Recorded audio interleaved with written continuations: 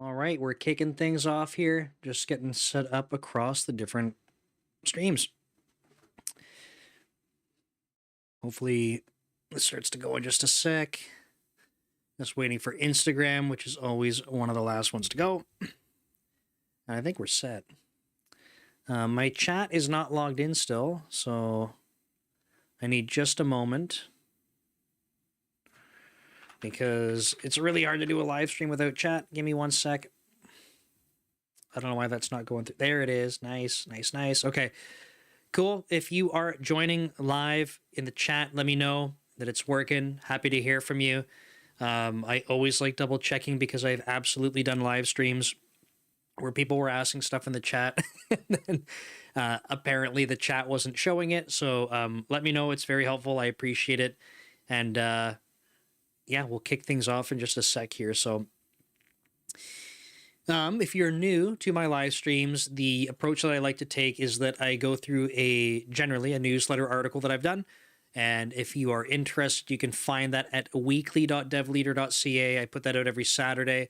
That's generally going to be the topic that I end up doing the live stream on, but the live streams themselves, I want to be very much driven by what's in the chat, right? So it makes a huge difference. Like if you have questions and stuff that you want answered, put it in the chat because I would rather spend my time answering your questions, navigating that stuff than whatever I have prepared. So it feels like a better use of time to me, and hopefully that feels better use of your time. The mic is working well. Awesome stuff. Looks like the LinkedIn chat is working well. So good news. Good news. Thank you. Nasser, good to see you on LinkedIn. Thanks for being here. Okay, so the article that I'm going to be talking through and the whole topic is about taking ownership. And I'm going to put that into the chat here. So again, weekly.devleader.ca. Side note too, if you're like, I don't like newsletters are dumb, totally cool. You don't have to subscribe to it. You can, if you just want to see the topic, go check it out on the weekend or early on a Monday. And you got it. So the article is about how to take ownership.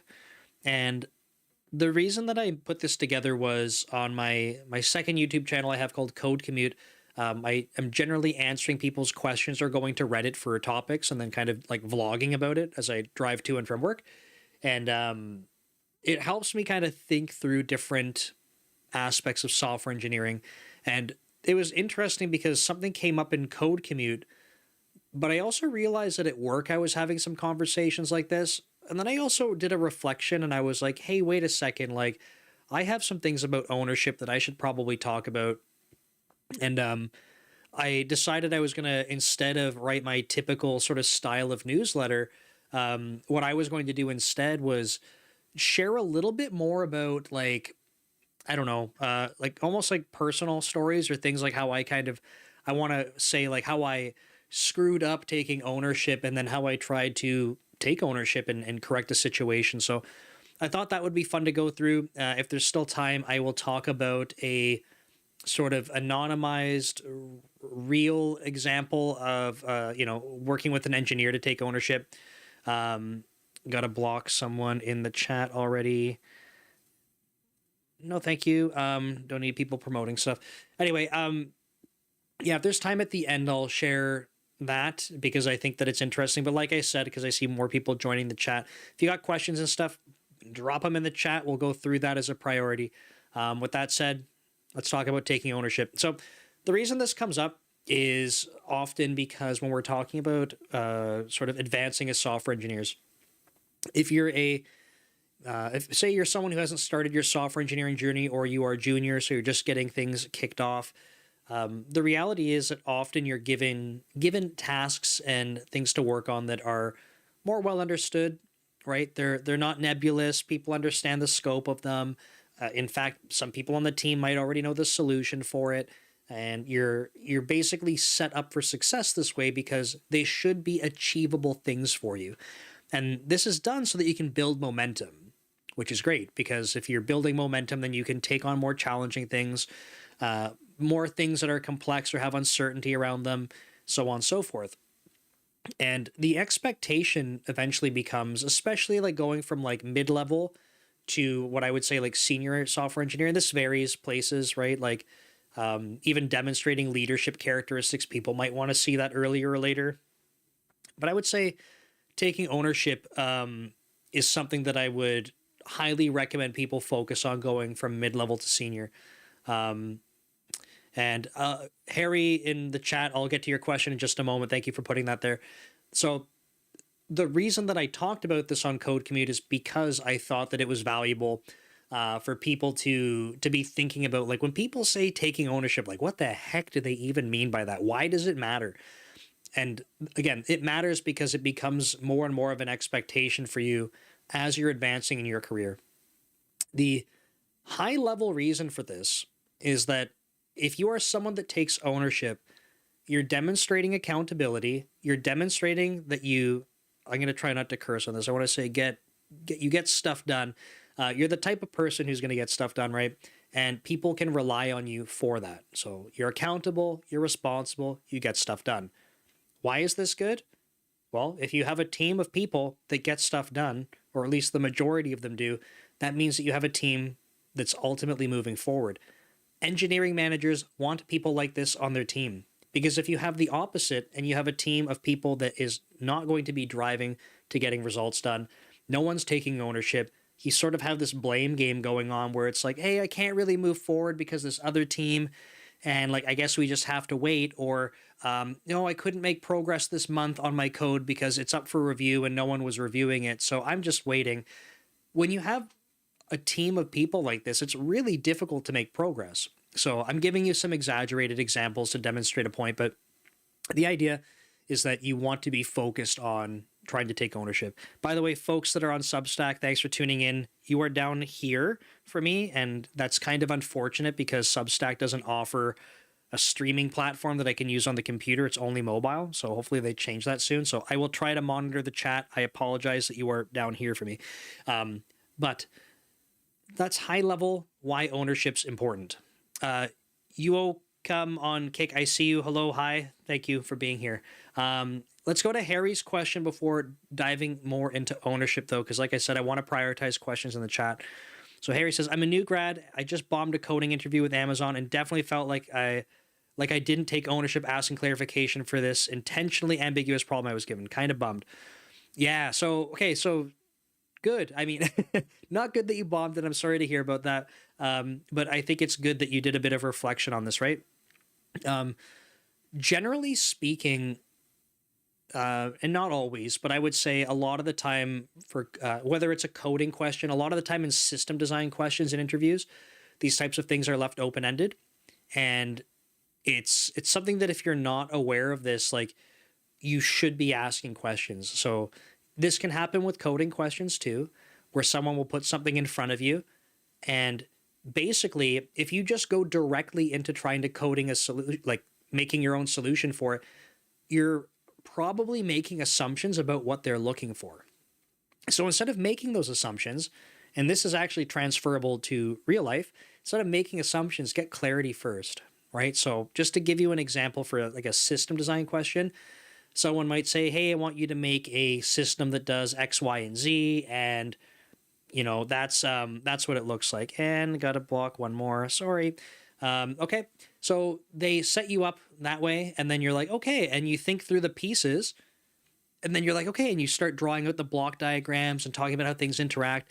But the interviewer is realizing, like, you didn't pause to ask about what the goals of the system even are.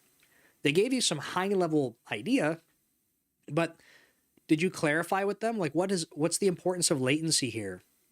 What does eventual consistency look like here? Do we have something to worry about with like bursts of traffic? It doesn't even have to be system design. It could be like architecture, right? That you're building an application. How many teams are working on this? Like, what does our deployment look like? That you need to be asking questions to try and clarify what you should be focused on. So unfortunately, Harry, I know you're saying you didn't do that. So I think, I want to say that the good thing is that you're reflecting on it, and it's a great lesson to learn. I feel for you because it's challenging to have had the opportunity and been like, man, like, I didn't do it. But the reality is, I think a lot of the time, I'm going to use the F word here. when we fail at things, in this case, it's like it's a stepping stone. It's a learning opportunity, right? I would say this is only a big failure if you never reflect on this, never try to make changes, or you give up. Okay, so um, don't give up. I think it's good that you're learning from this, and then try to figure out how you can effectively ask more questions as you're going forward. So, sorry to hear that, Harry. But yes, I think right now, by being able to reflect on this, you can take ownership for the result of that and take some action. And that's going to be one of the things we notice when we're talking about taking ownership is it's like it is taking action. It's not being passive. It's very difficult to take ownership on things that are maybe not progressing the way that you want and being passive and then expecting that to be successful. Like that's not really taking ownership.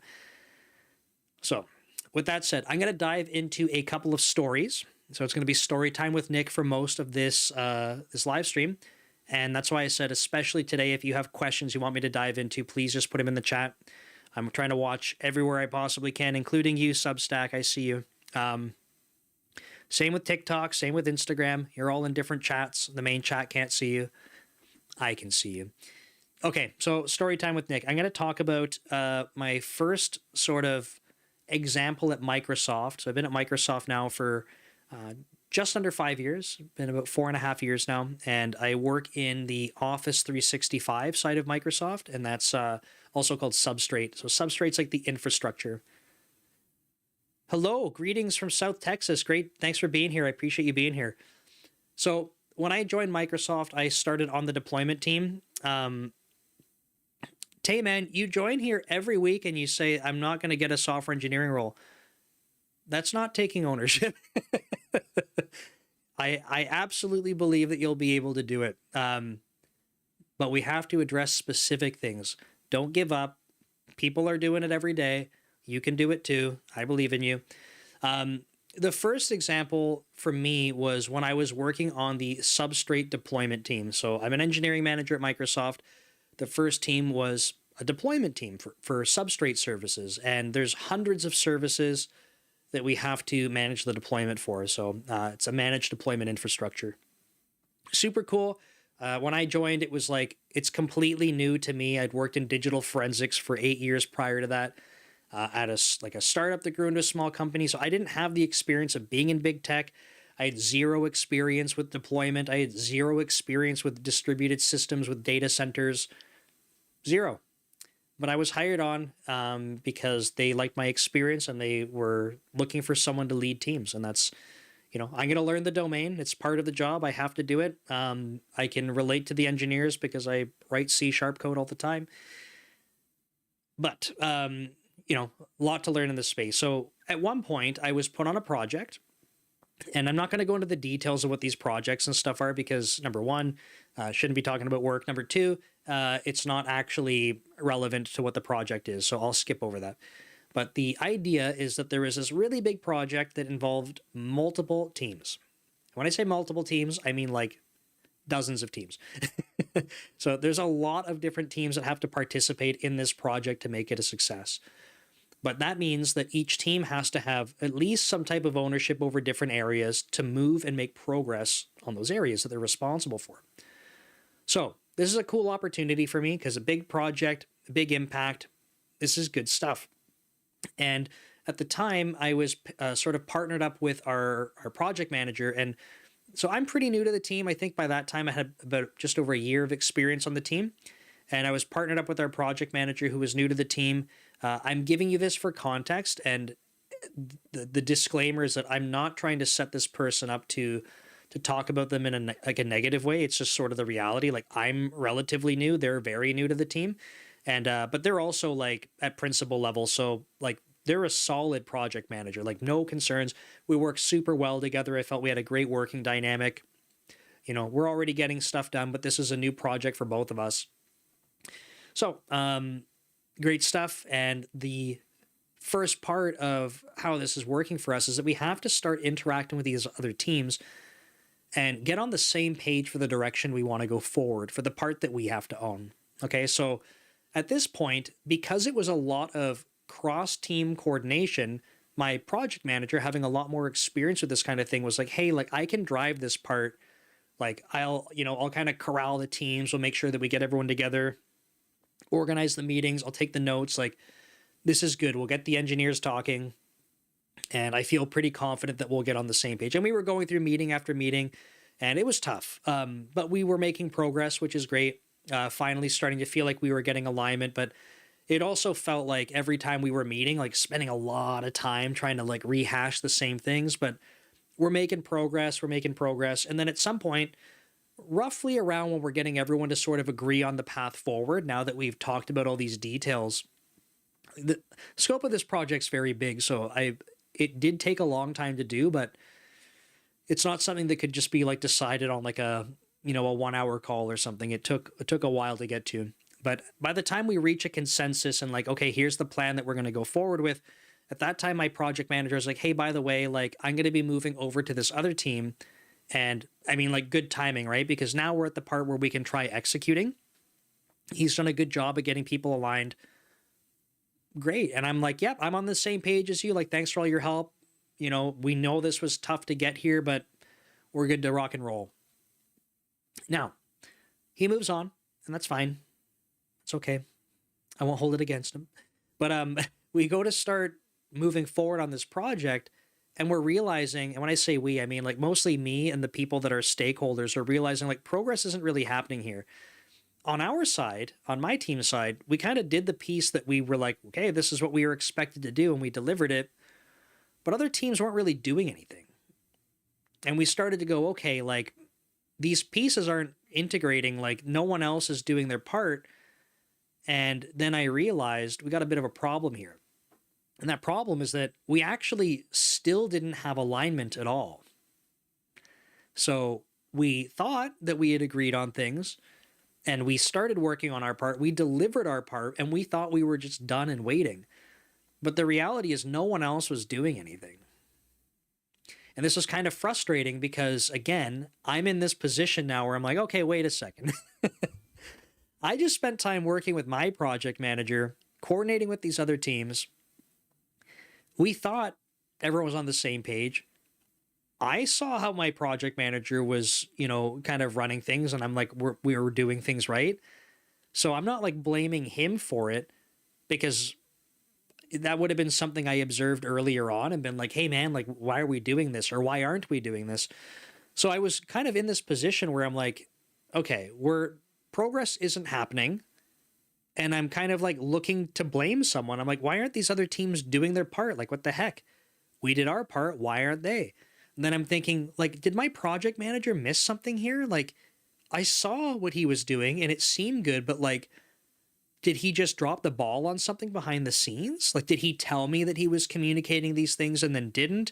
Or that, that he felt like we had alignment, but like didn't actually believe it? And I'm starting to be like, man, like, why did all these other people potentially do something that's wrong? And now I'm stuck here now, and like I'm caught in the crossfire and everything sucks. Like, man, like we delivered our part, and like, what the hell? Like, it's not fair. And that feeling of like, it's not fair, I think was like a bit of a, I don't know if that was the aha moment, but I think going forward, I want that to be my aha moment, when I'm starting to feel like, man, it's not fair. Because the reality is, if no one else was doing their part, it's still my responsibility to make sure our part, the part that I own, has progress on it. And that's the part where ownership started to pick up. So once I started realizing what was happening, and after I got over my little, I don't know, feel sorry for myself kind of situation, like it's not fair. Like, we did our part. Why aren't they doing our part or their part? Why do I look bad for this? Like, it's not progressing. Like, people are looking at me. They're looking at me because I'm supposed to own it, and I'm not. So this is a really good opportunity for me to try and change things around. So the way that we had to move forward on this was I started to, again, do more collaboration. So I was reaching out to more partner teams that were supposed to be participating, and kind of getting a feel for like, hey, like, did you guys prioritize this? Or like, when's your part coming in? And the more that I started to poke around, we had things like people on other teams were changing. There wasn't continuity. For example, one of the teams that was participating, their engineering manager didn't even know about the project. So how, and I'm not blaming anyone, like how could that team have ever been set up for success to dedicate time and resources to this project if their engineering manager didn't even know? And whose fault is that? Like, that's my fault. I didn't talk to their engineering manager. And like, that was a critical step, for example. Like, I had to go do that. And then once their engineering manager is brought in, it was like, hey, look, this is a really high profile project that has really big impact. Like, you guys need to be involved in this. You are a key stakeholder. And then they were like, well, what's the project? Like, explain this. So I'm like, oh my God, like, how did we get this far and I didn't do this? So like, that was one example. With those new, like, I don't want to say with the new stakeholders, but with better representation from those stakeholders, I had to bring in other people to have more conversations. We had to repeat almost every single conversation we had before. That's how big of an impact that this had.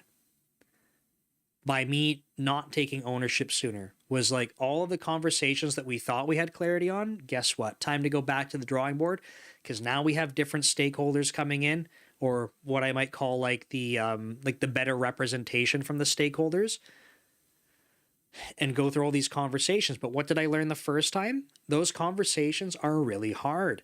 We waste a lot of time going over the same stuff.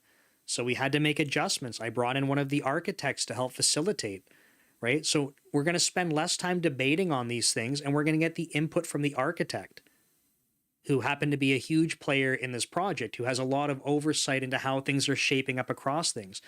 We started to realize there's some accountability challenges or gaps in some of the things, and we could report that up through the architect. But I had to go take ownership in organizing these meetings. I had to go take ownership in driving things to have better results. We need timelines on these things. We need to figure out the dependencies. So these were things that I assumed were happening or had happened, and they just absolutely didn't. And again, I'm not blaming anyone, because I sit here today going, from what I observed from my project manager, I thought he did great. I thought that everyone was aligned, but I did not take the ownership to follow through on any of those things until it reached that point, and then I had to from there. So that's a story I wanted to share, because I wanted to talk about how I screwed up. I like being able to talk about, like, you know, failure stories, because I think that it's important to talk about those. I think that the more examples we hear about people, like, again, I use the word fail. Some people don't like it because they're like, oh, it's too harsh. And I'm like, I think you need to hear it being a harsh word, because when I use a harsh word like fail, and then I tell you how I was able to overcome that or work through it, I'm doing that on purpose. Like, I want you to realize, when you feel like you totally dropped the ball and failed at something, it doesn't mean that it's not recoverable. Okay? Like, there's a path forward. You need to learn from it. You need to adapt. You need to take ownership and do better. Ryan in the chat says, we can only control ourselves and what we have control over. The more we try to control stuff outside our control zone, the worse it can make it. Personal 2 cents. Yeah. So in this case, the reality is I actually had a lot more influence and control over things than I realized. And in my situation, I was just assuming, like, this is someone else's responsibility. Why aren't they doing it?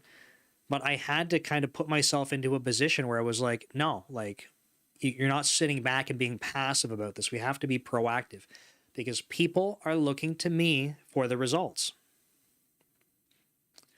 So that's one story. I got another story. And then, like I said, if there's time, I have one more. It's not about me, but it's about chatting through some stuff with an engineer. So hopefully that was kind of cool. But we'll go into another failure story. Both of these, by the way, are in the newsletter. So if you're joining late, weekly.devleader.ca. No, if you don't like emails or like newsletters through email, you don't have to subscribe. It's totally cool. I understand. But if you treat it like a blog, if you want to see the topics for the live stream, check it out there.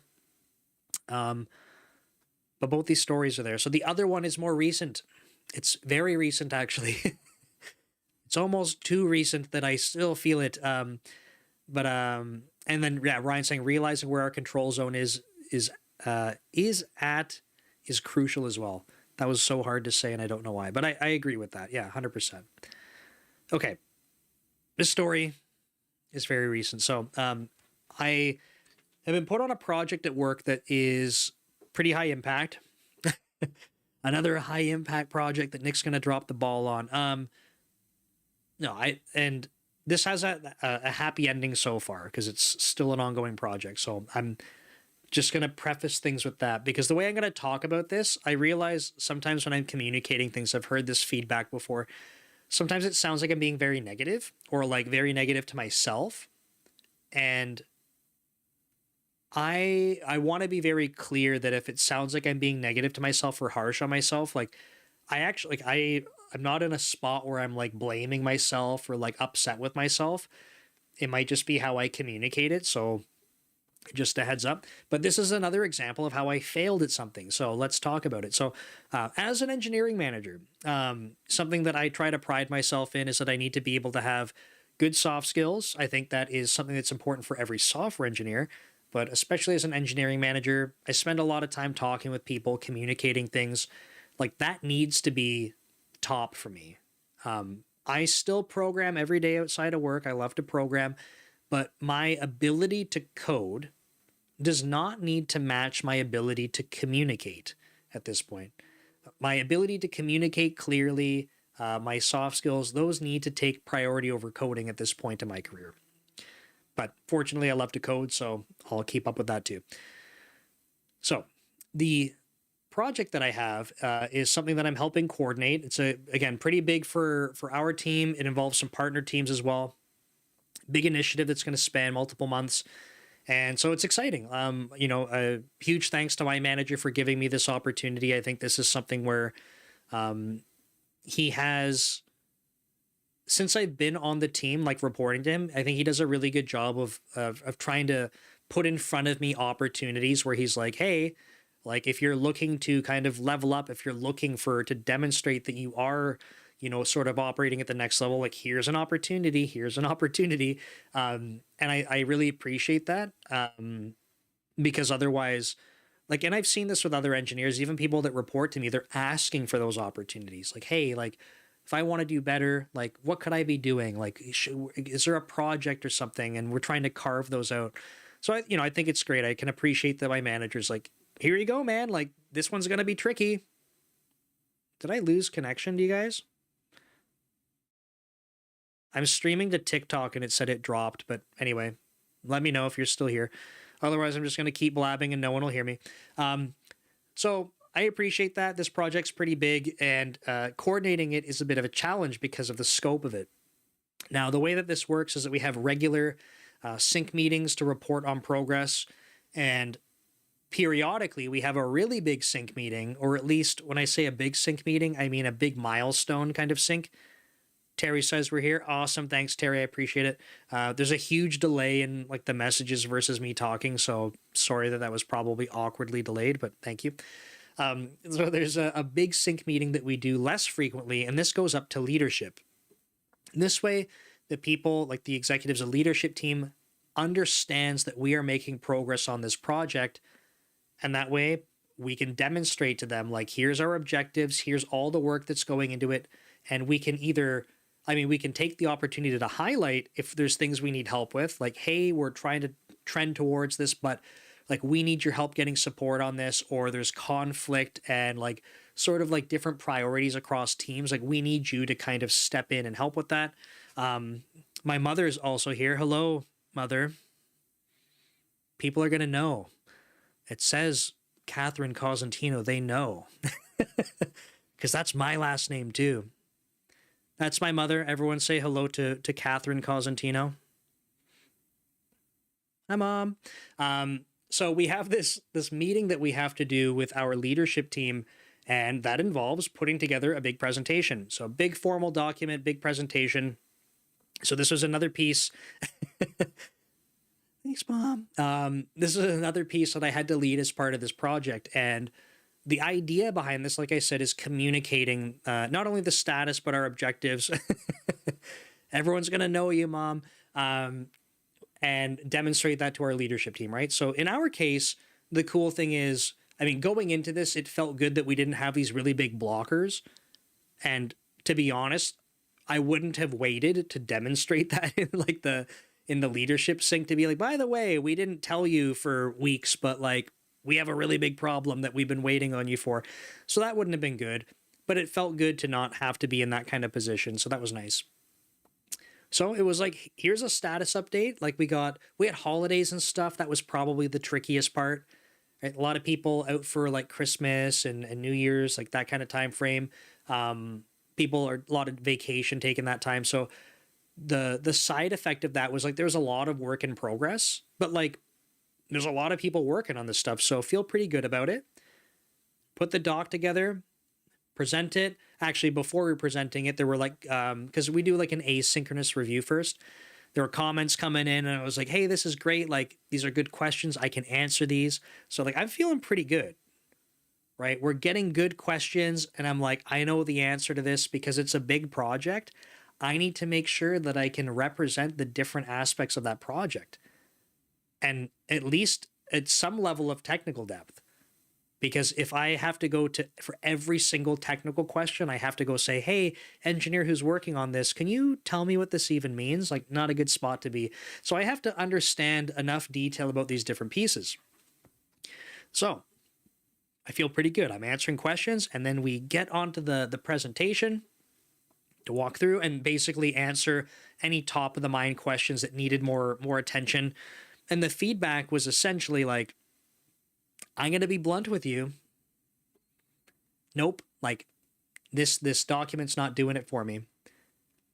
And the feedback was essentially, this seems like a lot of work, but not, it's not communicating your overall goals.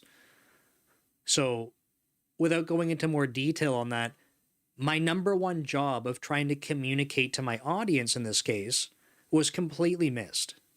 Completely. Because the one person who needed to really digest the information that we had to communicate it to, it was like, no, like what you've put in front of me, I'm not, and again, not saying the work is the wrong work, but they were saying like, I cannot tell from what you've put in front of me how this is aligned with the objectives you have. So like this basically, you know, it's inadequate. And that's something that's like, it's really hard to hear, right? Because it's not like we were like, oh, like it's just a presentation, screw it, we'll like procrastinate and we'll hand it like you're in school or something, like we'll just hand this in like 5 minutes before the deadline and like hopefully the teacher's okay with with still grading it. No, like this was like a lot of effort that went into this, and you know, lots of help from different people that I'm very thankful for. So it was kind of like, hey, we did all this work, and getting told like basically right off the bat, like, this isn't good. It was like, oh man, like not, and especially after feeling confident about answering questions and stuff, I was like, this is okay. Like, at least that's out of the way. Now we have like the rest of the presentation to talk through things, but like it can't get worse from here, right? Because that's the heartbreaking news from the start. But that's kind of like the point where you realize, okay, and you know, you walk away from something like that feeling, and I'm being transparent about the feelings just so like, and I want to be clear because my mom's watching and she's probably going to want to message me after and say, is everything okay? Everything's okay. I just like to be transparent about like, because you weren't there to live it with me. And if you're going through a situation like this, I want it to be kind of relatable to you. So you've basically put effort into something. Someone gives you feedback right away that's like, no, this is not good. But it's like, it's direct feedback. This person wasn't giving the feedback to be mean. They're not a mean person. They're very direct, and that's very helpful because we trust that they are giving feedback that's meaningful. They want us to succeed, right? This is the kind of person in their leadership role, when they're giving you direct feedback, you know it's not because they're a jerk. They're literally just trying to get you to do good work, and we value that a lot. So you go through this initial phase walking away from that where you're like, your head's kind of hanging like, man, like I just screwed up real bad. Like that was supposed to be a really big, good opportunity. And like, man, like that, you know, nothing about that feels good. And you need, I feel like we all need like that little bit of a breathing room to kind of digest that. My wife is not on this live stream, but I'm sure if she were in this room, she could actually explain from like a psychology perspective why that's probably valuable to like actually feel some of your emotions instead of pretending like they're not there and being like, no, no, no, we have to stay strong and like it's so like pretend like it didn't feel bad. No, I think it's good to acknowledge like it felt terrible. It felt terrible, but like right after that, you go through like, and I'm talking like when I say right after, I mean like within an hour. Okay, so I feel bad for about an hour trying to digest what's going on. Then it's like, okay, we got to do something here. Like that's not the end for us.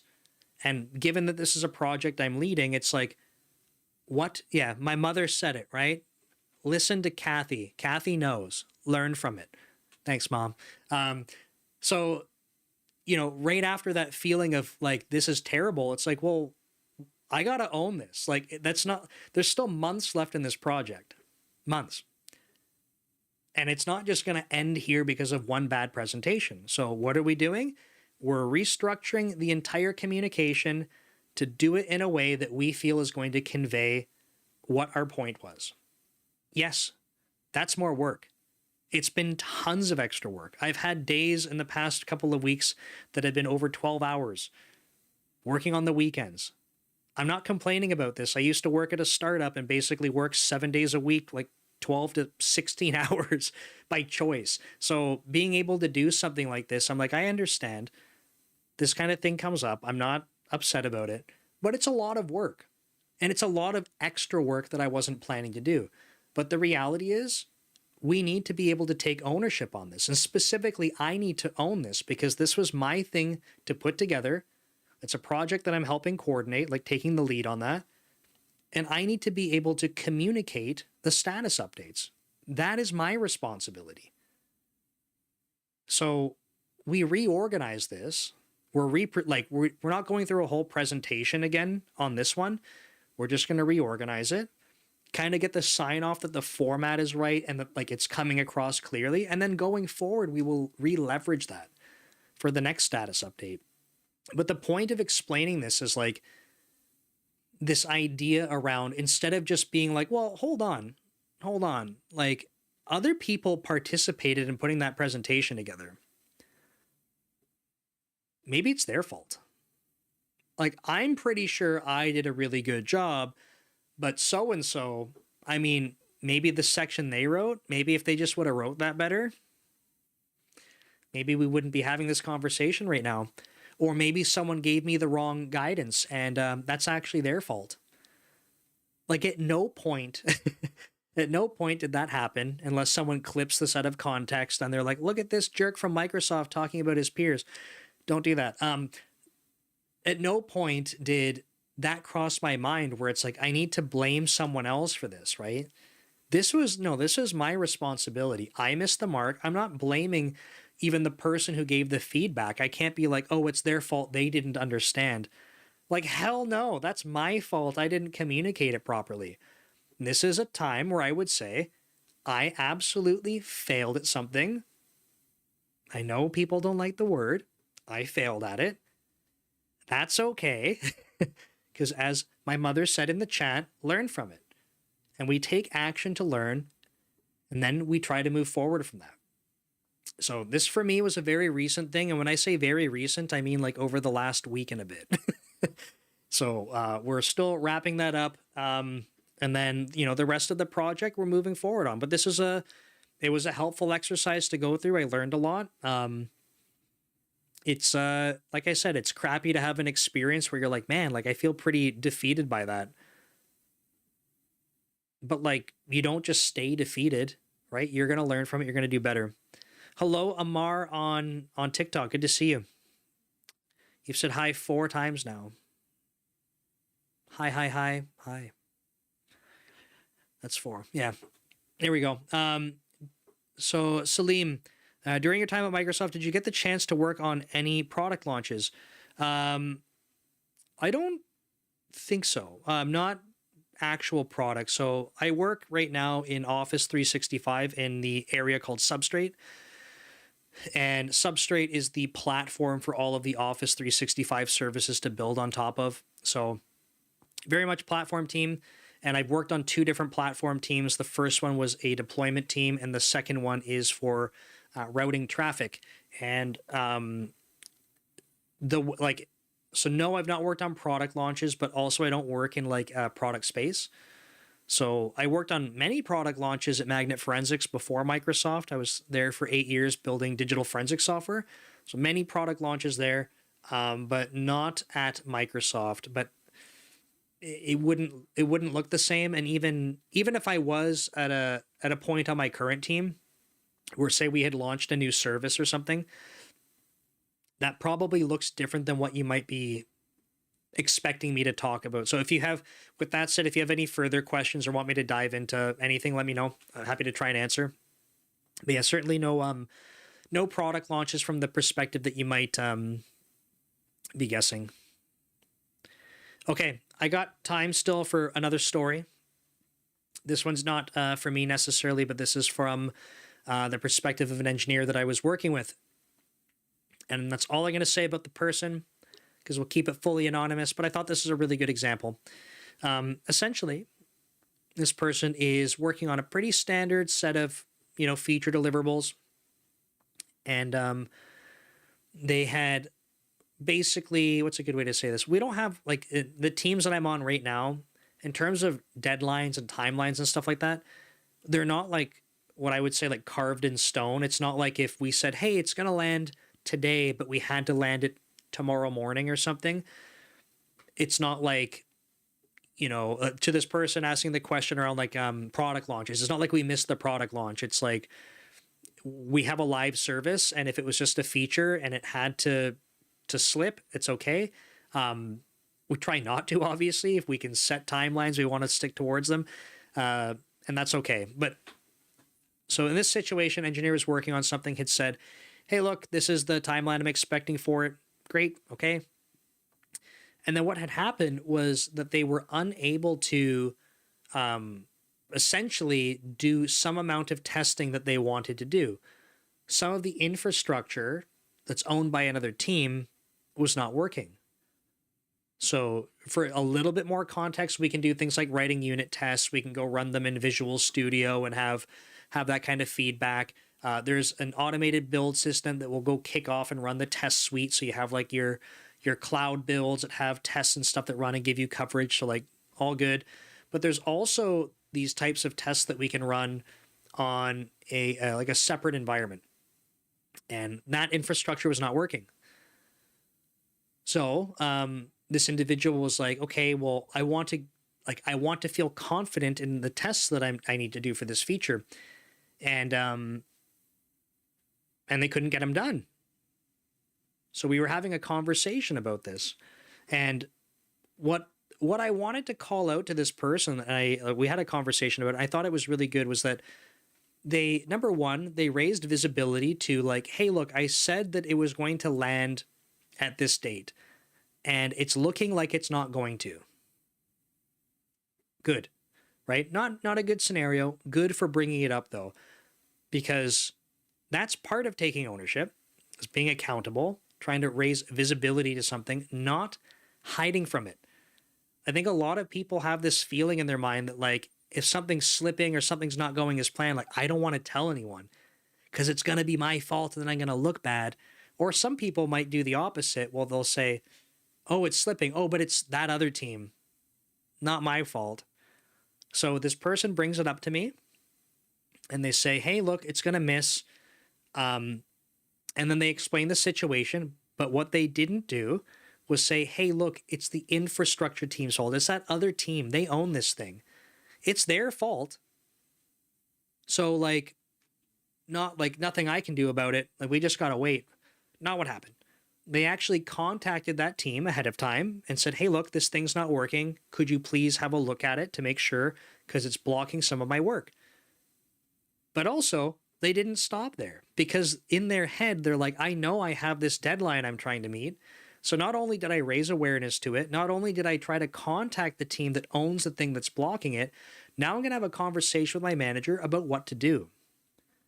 Because again, they could have stopped there and then given me the update after and been like, yeah, we missed the deadline because like just waiting on that other team. But that's not what they did. They said, this is my thing to own. And if I'm going to be blocked by that other team, what can we do instead? So we had a conversation about it. And this is like, in my opinion, this is such a good way to demonstrate. And they're at a senior level. This is what I would expect, right? It's like, if we planned for this and it's not going to plan, instead of just giving up or blaming other people, it's a matter of, okay, what are we going to do to get this done? And yeah, it's going to miss by a day. That's okay. But we're going to talk about this plan to go forward. So in this particular case, what we did was we talked about those tests that you wanted to run on that infrastructure. Like, what are they doing like what kind of scenarios are they running to give you confidence? And we talked through that. Okay, so that's good. Now we understand like those tests versus the unit tests versus the other tests that are running. We have an understanding of what that was trying to accomplish. And then we talked through it and we said, hey, look, if we run them this other way, we don't use that infrastructure, but we run those scenarios this other way, does that give you the confidence that you need? And the answer was yeah, like that. And that's actually, there's nothing blocking that. We could go do that right now.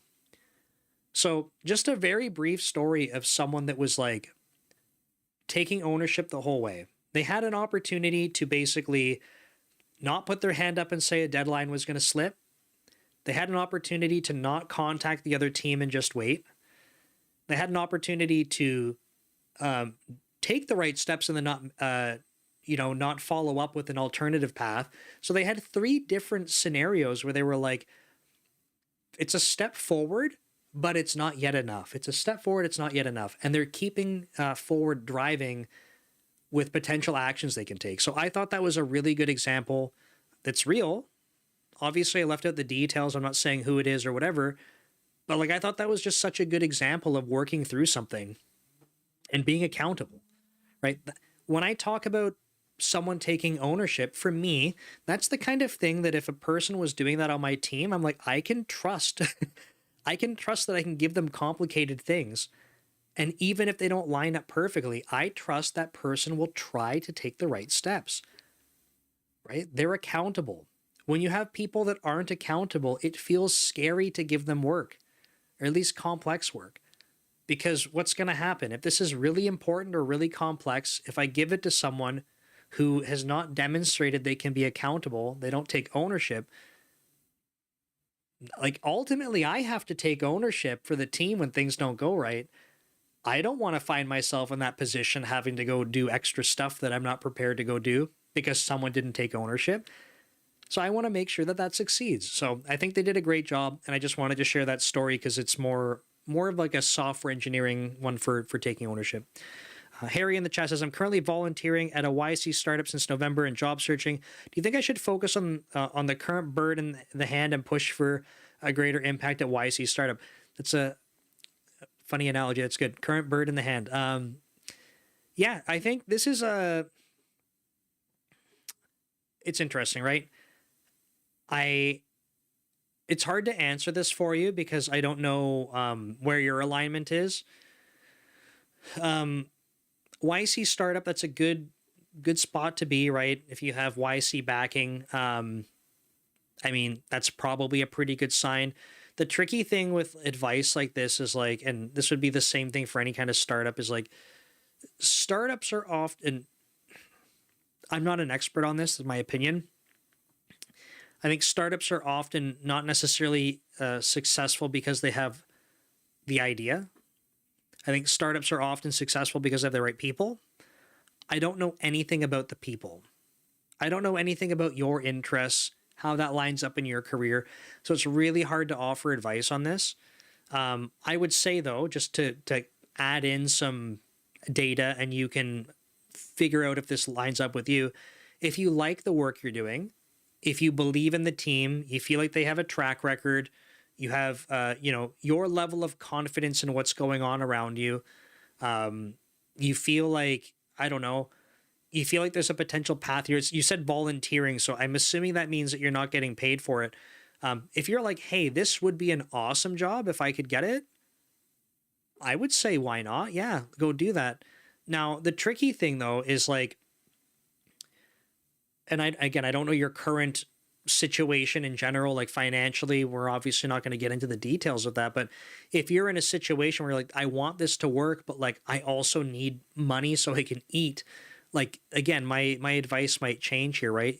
You may have, and I don't know, I know the job market's tough, but you may have better chances applying other places, like entertaining that at least to get a job, um, versus like hoping the startup will take you. But I think if you're interested, it might be worth a conversation with them at least to at least acknowledge, is this a possibility? Like I'm volunteering here, but like, is there a possibility if I demonstrate myself, like I could, potentially be employed here as a software engineer? That might be worth having a conversation about. I think if you're thinking about it, it's probably worth a conversation, but hard to offer specific advice on this. So I'm sorry. But I think, again, if that's aligned with your interests, could be awesome. It would be silly for me to say, like, no, absolutely don't do that, because, like, I wasn't volunteering, but when I had graduated and I went to Magnet Forensics, that was a startup. It was like 7 or 8 people. But my risk analysis, because I'm pretty conservative when it comes to taking risks, I think, at least like I think financially I'm pretty conservative that way, but it was a startup. They didn't have investment. So it was, totally privately owned between the founder and the co-founders, right? So privately owned that way, and they were profitable. So it wasn't like, hey, like we have investment and we don't yet have customers or make money. They're like, nope, we're making money. We don't have investors. We have customers. You're not going to have to worry about your paycheck next week. Doesn't mean it's going to be an easy ride, but like you don't have to be concerned about that. And I was like, okay, like that sounds pretty cool, because generally my concern with startups is like how much of a gamble is this? And then they had a really good mission. So I was like, okay, I feel like this is a risk, right? Because it's a startup. Every small company is going to be a risk. But like I feel good about this, and I feel like the space is interesting. And then what really sold me on it once I started there, so I realized the situation's a little different, was that the people that were leading basically gave me a ton of autonomy, and they trusted me to get shit done. So as a result, I was able to have autonomy and get stuff done. Right? So I think without that, it might have been a very different story. I might not have been as engaged. So I think I got very lucky early in my career that I found something, like a scenario that was financially rewarding. It was very motivating from like a career development perspective. Like I could feel like I'm accomplishing things, and I had a really good mission. So I feel like if you're checking some of those boxes for yourself, like absolutely ask about it. I think that would be great.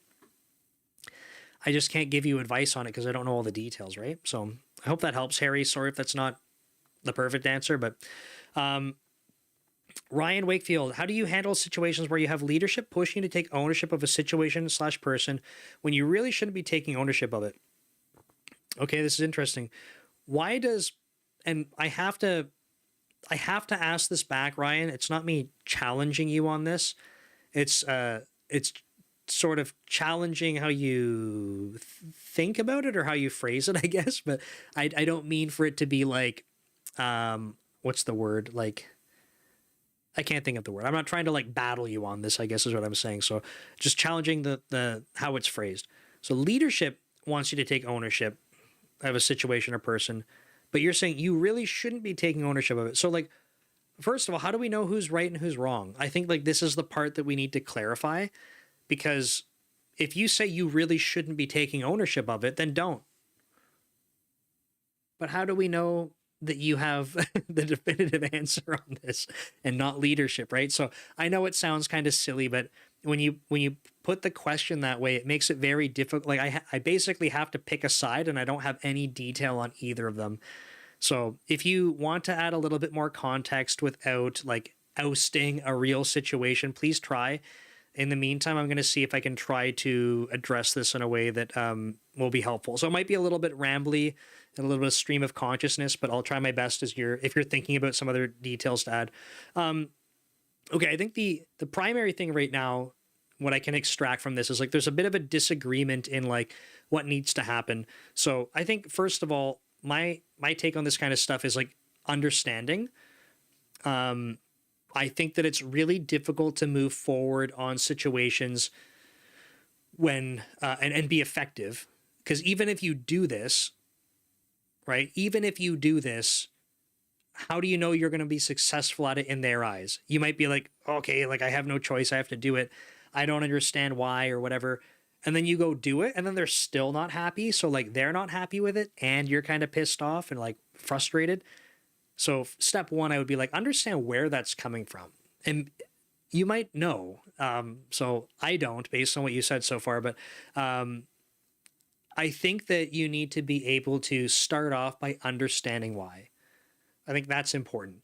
Now, from there, if it's been explained to you and you're like, okay, I understand what they're saying, but I disagree with it, I think it's a good opportunity. I don't know, again, the relationship going on here, because you're saying leadership. Are we talking senior leadership and then like your manager and then you, or is this just your manager? Or I don't know the relationship or the dynamic.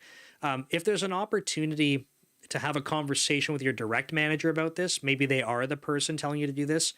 If they are, even better, because I think what I would recommend is you've been told why, you don't agree with it. Let's go have a conversation about this, because I think it's important that you don't just do stuff and be like, yes, sir, yes, ma'am, like I'll just do whatever and I hate everything going on, I'm disengaged. I don't think that's a good way to go about anything, but I think there's a way to be curious. I think there's a way to raise awareness or like concern without being a jerk about it, right? And again, I'm trying to think about this, like me being in the situation where someone comes to me. So I'm going to make this up. Like, so I say, Ryan, I really need you to go make sure you can handle the situation with Jimmy on the team, not really delivering. And I really think that you need to go take some ownership of that situation. And you might be like, what the hell, man? Like, I'm not dealing with Jimmy. Like, why do I have to do that?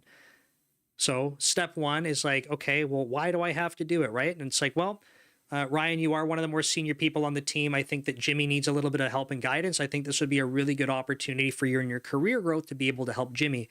Not only that, Jimmy's working on this thing. It's not the most important right now, but we're trying to get him ramped up so he can take on some of the other important things and we can distribute that workload a little bit better. So now I've given you a why, and you might be like, okay, but Nick, I don't agree with that still, because you just said I am one of the more senior people on the team. There's two other people that could help with this. And by me helping with this, that's detracting from the big project that I'm working on, right? That's a fair thing to say. Like, hey, Nick, you told me that I'm supposed to work on this big project. Now I kind of feel like my priorities are torn. So could we maybe walk through that? Like, do you really want me to go help with Jimmy instead of this project? Or do you want me to focus on the project? Because I don't know if I can balance both. Now we can have a conversation about it. And you didn't have to say it in a way that was like, screw you, Nick, this is dumb, right? Like, I'm exaggerating, right? But you don't have to be, I think if you can work on relationships with your manager like that, this is one of my number one pieces of advice that I try to tell people is like, and I realize it probably sounds repetitive and people are like, dude, like get some new advice. But as an engineering manager, I just try to make sure that everyone on my team has a lot of trust with me. They respect me. They know that I'm there to help support them. Like, I am their support. I'm here to help. That's my role. That's what I do. So I need you to be able to trust that you can come and talk to me about things. So that's what I would appreciate, right? And again, I'm not in a position where I'm what we would call like at Microsoft, like a group engineering manager. I'm not a manager of managers. But if I were, and someone felt like they had to come and talk to me about stuff like this, I would absolutely like try to be open to that. Like that's what I want to be able to create. So Ryan, I realize it's not like getting you to an answer, but I think that's how I would approach that part of the dynamic. So hopefully that helps. Nasser, how do you handle your anger as a manager? It's a great question. I don't know if my mother's still on the live stream. But if she were, she would tell you as a kid, I used to get very frustrated with my video games. I have been known to be a frustrated child that kicked in the cupboards while playing Monopoly because I was losing. I'm just waiting to see if my mother's still in the chat. Oh, no, she is here. don't tell them all the secrets, Mom. But yeah, you know, I definitely growing up, like difficulties controlling anger. I can say this. I think I once took a cordless telephone in my hallway at my parents' house. My mother's here. She can vouch for this. Don't tell them too much. But I once took a cordless telephone and I was very upset as a teenager. I don't know. I was pretty young. And I took the telephone and I threw it down the hall and it went through the door. Like, not through both ends of the door, but like it went into the door. So like, I definitely think that I probably have some level of like, I got to work on my anger management. But I think I want to find a good way to answer your question. There are absolutely times where I get mad at things. I was saying earlier, I think like it's important that we don't like just like pretend, hello, Shadow Adjudicator R4, what's up? We're just talking about anger management right now, apparently. You can't see the other chat, but my mom's on the chat, so we're talking about it. But I think, yeah, I don't like to hide emotions, like pretend like they're not there. So I definitely get angry at things, but I think the number one thing for me, when you're saying like as a manager, how do you handle that? I need to make sure that how I present myself to my team is something that I would want my manager to emulate. And I guess I have never in my life watched someone get angry in front of a group of people, or I've never in my life watched someone get angry at me and felt like, wow, I really respect this person. I really want to work for this person. I really trust this person. I have never felt that way. Ever. In fact, every single time, especially as an adult, when I watch people lose their temper and get angry at things, I sit there and go, that's embarrassing. Like, you should do a better job with that. That's embarrassing to watch. So I think in my head, I have told myself enough times, don't do it, because nothing good comes from that. There's nothing wrong with feeling angry or frustrated, but you don't need to do that to your team, especially because it's likely not directly your team's fault or directly someone's fault. You're frustrated because of a scenario. You're angry at a scenario. Go grab a pillow off the couch and yell into it. Do what you got to do. Like, not on camera. Go be frustrated. It's okay. But at the end of the day, when I have to go communicate with other people, I have to go work with my team, like, that's not, the anger is not what's coming through. I don't know if that's doing a good job of explaining it, but I want it to be very clear. Like, it's not like I don't get angry, but like, it's not at people, it's at scenarios, at situations. It's mostly frustration. And a lot of the time it feels like I don't have control over something. That's for me probably when I feel like I'm most frustrated. It's like I'm responsible for something, or I want a result, and I don't have control anymore. There's nothing, like, it feels like there's nothing else I can do to make this progress, and that's frustrating. So I think that's probably when I get angry now, but certainly it's not something you'll see. I have a couple of vlogs that I've recorded.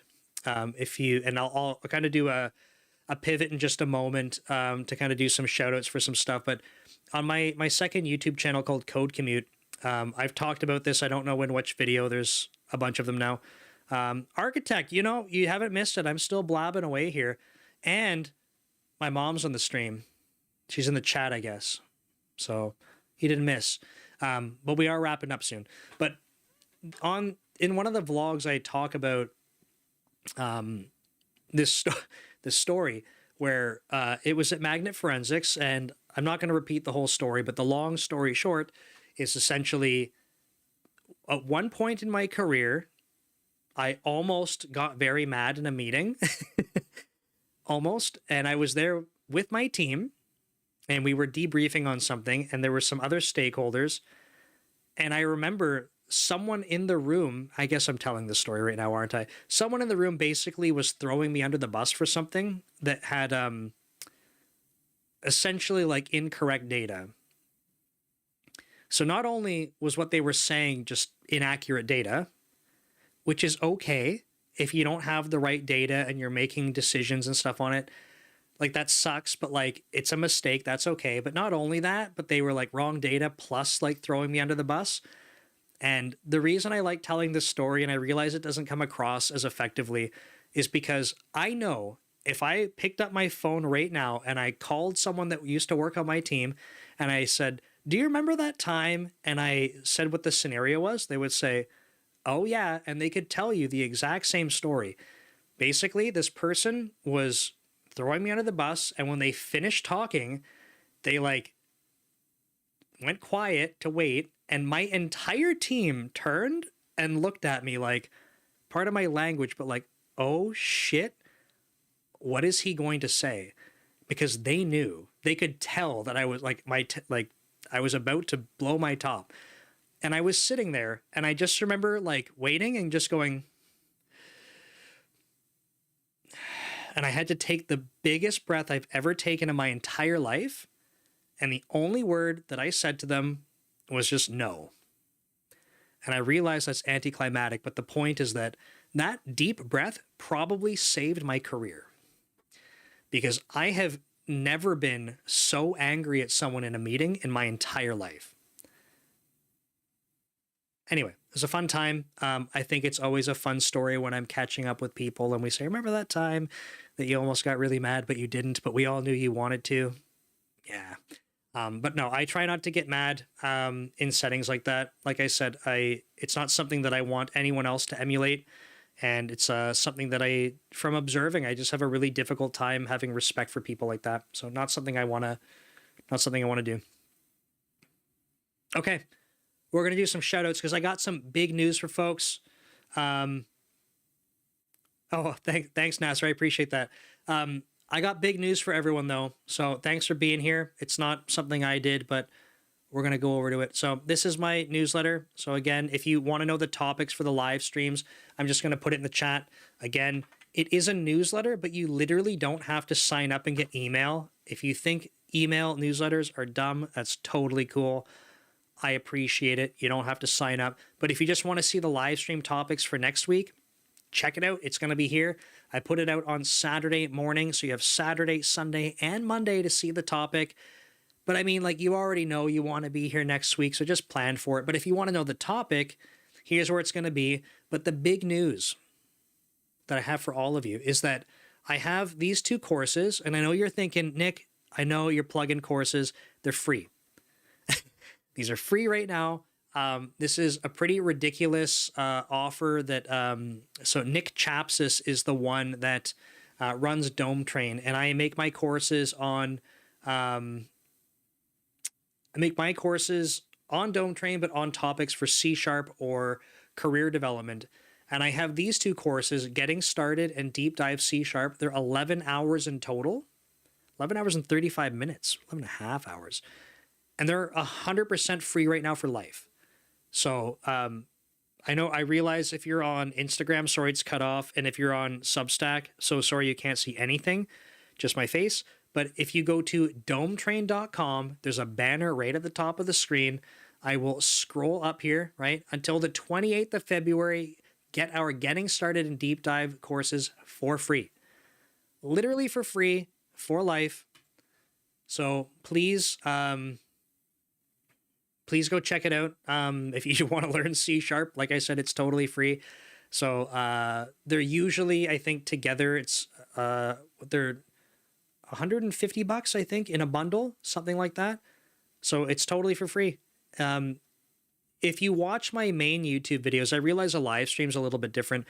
My main YouTube videos, which I might as well just jump over to right now. So Dev Leader is my main channel. You can see I'm literally live streaming right now. Dev Leader is my main channel, but the videos that I put on here are very much like tutorials. Okay, so if you want to go watch like a C# tutorial or understand how to do something step-by-step edited videos, the courses are very much that format. So I walk you through things so you can learn them. Conversely, this other channel I have, Code Commute, is the opposite. It's very much like this live stream. And you'll see that there's a few that I've done from home, but most of them are done when I'm commuting. And it's not a live stream because that would be ridiculously unsafe if I was trying to read the chat and live stream, but we don't do that. I just set up the camera and I drive. And then I talk about software engineering stuff, and basically I have people submit questions and I answer them for you. So that's been really fun. This channel is so much fun to make because it's just talking about software engineering. And between my two channels now, I put out about 12 to 15 YouTube videos a week. This channel during the week, I post about 2 videos a day. That way, when you're commuting to work and from work, you have a video to hang out with me. So yeah, they've been really fun. The reactions, or like the engagement, I guess, is significantly better than my main channel, but it's very much like this style where I'm just talking about stuff. So you can put it on 2x speed, listen in the background while you're cleaning stuff or commuting. It's been a lot of fun for me though. So this channel is very much like these live streams in terms of topics, and Dev Leader is primarily my edited, polished YouTube videos. Like if I scroll down a little, there's some podcast episodes. There's some topics like this one, which are about like software engineering in general. And then like these ones over here, you can see are like C# programming tutorials. So please check those out if you haven't already. And otherwise, you can find me all over social media as Dev Leader or Nick Cosentino on LinkedIn. My mother's also on LinkedIn. Lost Worlds, do you have your Code Commute stuff on something like Spotify? I don't. Someone's asked about this. Let me explain the situation, which is a good opportunity to talk about the last thing that I have, which is called Brand Ghost. I'm going to connect the dots here. I'll talk about a little bit of software in just a moment because I want to explain what's going on. There's a reason I don't have it on Spotify, and it's not because I don't think anyone would listen or I never thought about it. It's on purpose right now. It's not a good reason, but I'll explain it. So in order to explain it, I have to explain this platform I'm building called Brand Ghost. Hear me out. Brand Ghost is my social media scheduling platform that I have, and I use it for all of my content creation. Yes, I know this sounds like a pitch, but the spoiler alert is it's 100% free to use. So I'm not selling you anything. It's 100% free to use to cross-post and schedule posts. Okay, so if you wanted to start posting stuff to like Blue Sky and Twitter and Threads, you can do that. It's for free. There's other platforms that you can use, and they'll like limit you at 3 accounts, or like you can only post like once a day. No, this is free. If I see people abusing it, then I will absolutely just limit them or stop their accounts. But like it's free to use to cross post and schedule. We have paid for features that are more advanced. So myself as a content creator, I've been putting out content now for over 2 years every day. Like most platforms, I do about 5 posts a day. The last time I did like a measurement on this, when I went to Hawaii with my wife in October, Brand Ghost for me posted 150 times across my social media accounts automatically for me. It's my content, but I didn't have to schedule any of it. So I've created the content. It does it for me. Where I'm going with this and why I haven't put Code Commute onto Spotify is because this sounds like it's trivial, but it's for a reason. The amount of effort, because I do 15 YouTube videos a week, roughly 12 of them come from Code Commute. That's 12 times where I have to go copy and paste stuff into Spotify, reformat it, upload, wait for it to go, make a thumbnail. I'm not doing it. It's so much work when you're layering all these things together. The reason I built Brand Ghost is the exact same reason. I want to post across every social media platform. I am absolutely not copying and pasting posts across all of them. How do I know that? Because I did it. And every time that I was like, this is too much, I would automate it in Brand Ghost until it is where it is today. So I have a feature that I need to build in Brand Ghost. So this is the coding part. It will listen to RSS feeds. So that way, when I publish my YouTube video, Brand Ghost will listen to the RSS feed for my channel and it will say, hey, look, Nick has posted a new code commute video. Let me go get that. Then it will download it, and then it will go upload it to Spotify automatically for me. And now I never have to worry about it. So that's my plan. I'm going to build that. There's other ways that I could do this with other tools, but I'm not using other tools because I'm going to build it into mine, and it's going to be sweet. So that's my plan. And I think when I have that done, I will do a big import from YouTube into Spotify. But I think Code Commute already has how many? 135 vlogs. It's a lot of vlogs. So yeah, I got to wrap that up soon so I can get that working automatically. But I think at that point, that's when I'll have stuff on Spotify. Architect, okay, now you're coming in with the questions right at the end of the stream. Okay. If a project is delayed due to a dependency of another team, but I can work my ass out, not comfy, to catch up after the other team deliver what they're responsible, meet the deadline, should I? Well, what does it mean to take ownership here? Are you responsible for that project?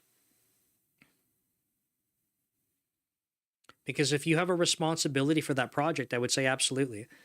Now, what I wouldn't do is not raise awareness to it. I would be like, if we go through the example I gave, and I can't remember if you joined right after, but I gave an example what a software engineer on my team had done recently. I would say, number one, raise awareness about the dependency. Number two, come up with a plan for how they're going to address that.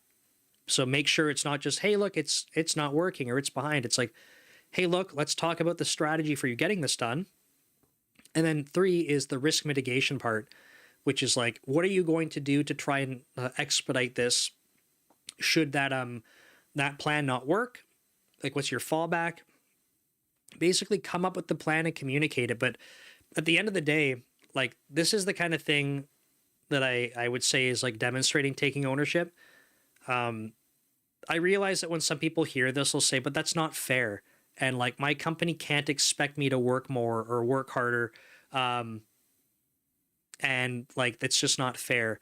But this is where, like, I don't know, like, my bias is like, I worked at a startup for a long time, and I feel like that's the only reason, or not the only reason, one of the reasons we were successful was like, stuff never goes as planned, but we have to be accountable, and we have to take ownership, and we have to get it done, right? At the end of the day, a business is looking to be able to ship value to customers. Now, you might not feel like you have good engagement with the business. You're like, whatever, it's someone else's company. I get it. I feel, like I said, very fortunate that I worked at a place where it felt like really good to be able to do work. So that really reinforced like taking ownership for me. At Microsoft, it's not like I don't like the space I'm working in. Nothing like that. It's such a huge company. Sometimes it can feel almost like disconnected, right? Even the space I'm in is huge. Like, it can feel like it's you're disconnected from it. But when you start to feel that sense of ownership, I almost feel like, for me, it's like kind of keeps you attached. I don't know how to phrase it. Like, once you get a taste for it, you're like, okay, like, yeah, like, no, I want this responsibility. Like, I do own this. And I think it's a good thing. So architect, in your case, it says, yeah, I'm being assigned the project. I assume I'm definitely responsible. I would say probably. In this case, I'm kind of required to work no paid overtime to complete the project. Yep.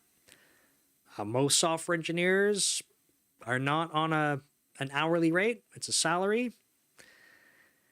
This is one of those things where I'm like, yeah, like, it sucks. Now, other people, and rightfully so, will chime in and say, yeah, but you shouldn't do this kind of thing if it's constantly happening, right? So as architects saying here, just not sure what I should feel. Hate no paid overtime, 12 hours a day, but I feel the responsibility to complete things. So then I would say, okay, is this every single time? Are you working 12-hour days all of the time?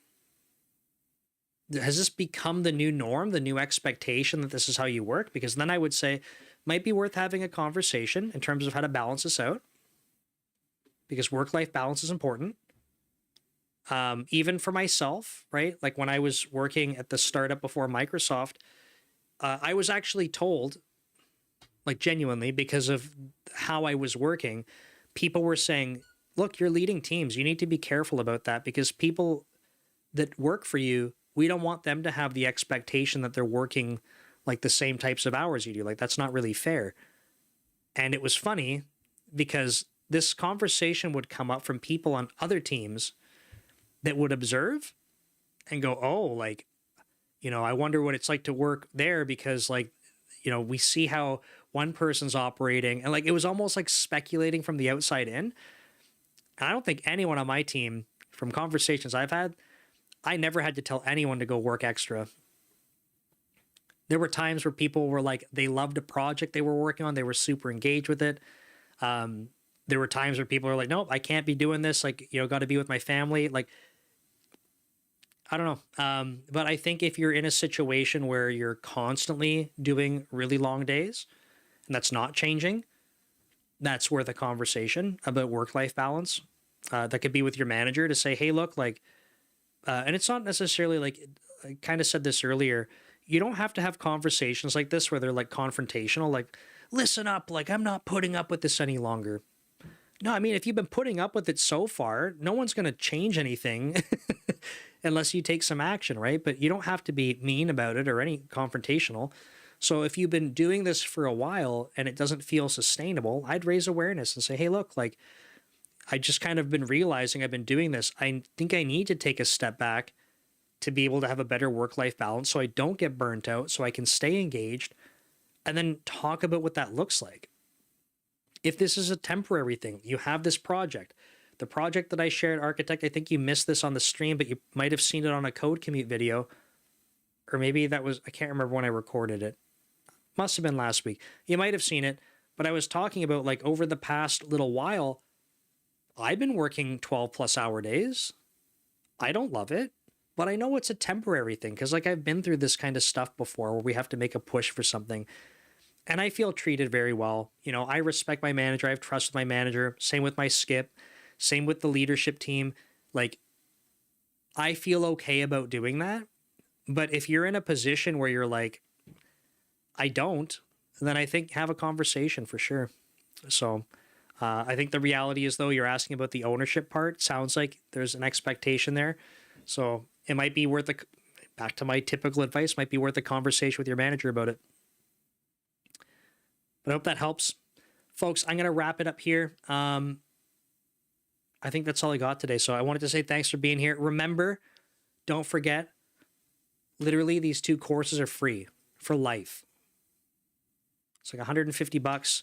You get to hear me blab about C# if you want to learn C#. By the way, this teaches you from scratch. You don't have to know any programming with the Getting Started C# one. Literally from zero. And I hope you try it out. I hope you find it helpful. Hope you learn some C#. It's pretty sweet. And I guess with that said, that's all I got. So thanks for being here. Check out Code Commute during the week if you want to hang out. And otherwise,